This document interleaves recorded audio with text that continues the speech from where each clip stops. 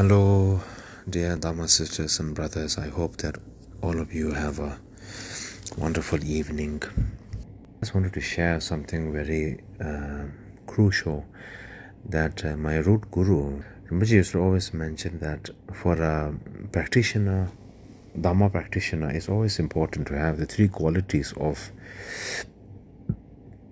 wisdom, discipline, consistency, and a good human character. And he used to always emphasize this. And Rinpoche also used to emphasize that a teacher mustn't ever feel like he needs to entertain and water down the Dharma and water down his character and feel forced to entertain and impress people. A teacher must always do whatever is needed to be done.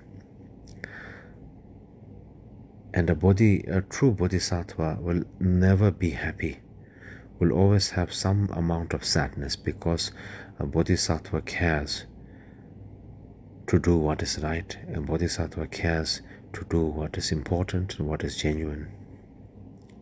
I know that my voice messages and actions may have caused a lot of people disagreeing and having negative projections on me and having negative comments and words and whatever. I just would like everyone to know, at the end of the day, I'm not trying to achieve anything for myself here. All I wish to do is something better and correct and right, at least in my lifetime. I don't wish to build monasteries and temples, and I don't wish to make big projects and temples and using the name of previous distinguished Rinpoche and making a lot of projects. I don't wish to make movies and documentaries and whatever. I only wish to do one thing, is to practice the Dharma as much as I can properly and to be a genuine human being. That's the sole reason why I dedicate myself fully to do what I must do. I deeply thank everyone for your kindness and for your trust and for your humility, for bearing with me throughout all of this time, and for your care and concerns.